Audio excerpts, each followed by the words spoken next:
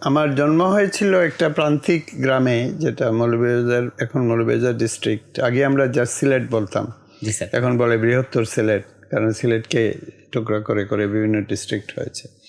তো সেখানকার একটা প্রান্তিক এই কারণে যে আমাদের বাড়ি থেকে প্রায় 1-2 কিলোমিটার দূরে ইন্ডিয়ান বর্ডার, এখানে বাংলাদেশ শেষ হয়ে যায় এবং ভারত শুরু হয়, ত্রিপুরা রাজ্য। সেরকম একটা প্রান্তিক গ্রাম, পুরোনো দিনের কানিহাটি পরগনা বলতো ইউনিট, ল্যান্ড ইউনিটগুলোকে। তো সেখানে আমার বাড়ি, জন্ম। তো ছোটোবেলা থেকেই আমি তো একটা প্রাকৃতিক পরিবেশে, এখনও ওই পরিবেশটা রয়ে গেছে। আপনারা যদি যান বা কেউ যায় বা যারা এই পডকাস্ট শুনছে, কারণ ওইখানে আমি একটা সায়েন্টিফিক রিসার্চ ইনস্টিটিউটের মতো করেছি এখন। তো সেই পরিবেশে প্রকৃতিতে, চারদিকে প্রকৃতি, বিশাল ধান ক্ষেত বা দিনের যে মধ্যে বিভিন্ন পরিবর্তন, ঋতুর পরিবর্তন, এগুলো দেখে আমার বেড়ে ওঠা এবং অবচেতনভাবে, সচেতনভাবে না হলেও অবচেতনভাবে এই প্রকৃতিটা সেখানে যেই থাকুক না কেন তার ভিতরে ঢুকে যাবে। এবং দিনের এই পালাবদল, ঋতুর পালাবদল বা আকাশের রং কীরকম, এগুলো আসলেই ওইখানে খুবই অবভিয়াস, যেটা শহরে বা ইভেন একটা উপজেলা শহরে এখন আর অবভিয়াস না। উপজেলা শহরে এটা টের পাওয়া যায় না, কিন্তু সেই প্রান্তিক গ্রাম থেকে টের পাওয়া যায়। তো সেখানে আমার জন্ম হয়েছিল, সেখানে সচেতনভাবে ওই পরিবেশে আমার চেতনার উন্মেষ ঘটেছিল, এইভাবে বলা যেতে পারে।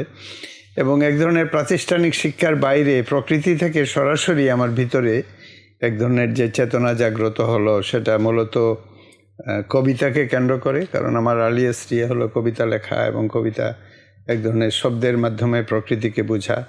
আর আরেকটা হচ্ছে, যেটা আমি অনেক পরে বুঝতে পেরেছি, যখন সচেতনভাবে বিজ্ঞানের জগতে প্রবেশ করলাম, তখন আমি বুঝলাম যে আসলে ওই প্রথম থেকেই আমার ভিতরে এক ধরনের বিজ্ঞান, যেটাকে আমি বলবো প্রকৃতি।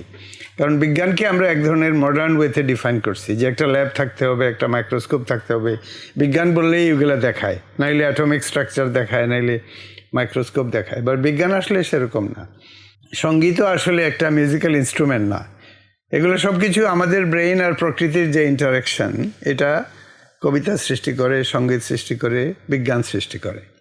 কিন্তু আমরা কতগুলো আধুনিক সময়ে অনেকগুলো সিম্বল তৈরি করেছি, তাই না? যেমন মিউজিক বললেই একটা ইনস্ট্রুমেন্ট দেখাবে, কিন্তু যার কোনো ইনস্ট্রুমেন্ট নাই, যে ইনস্ট্রুমেন্ট জীবনে দেখাও নাই, বা যখন পৃথিবীতে কোনো ইনস্ট্রুমেন্ট ছিল না সেই প্রাচীন আদিম যুগে, তখন তো মিউজিক ছিল, তাই না? ওই সময় তো বিজ্ঞান ছিল, কিন্তু ওইটাকে আমরা প্রকৃতি চিন্তা বলছি, বা অনেক সময় বলে এটা একটা গ্রামীণ একটা চিন্তা। শহরের লোক বলছে যে না, এটা তো ওই আমার বাপদাদারা করতো, এটা কি করে বিজ্ঞান হবে? বিজ্ঞান হচ্ছে যে এখানে একটা ল্যাব আছে, বিজ্ঞানী আছে, একটা ল্যাব কোট পরে আছে, সেখানে বিজ্ঞান হবে। এটা আমরা আধুনিক একটা ফলস, একটা ফেক ডেফিনেশন তৈরি করছি।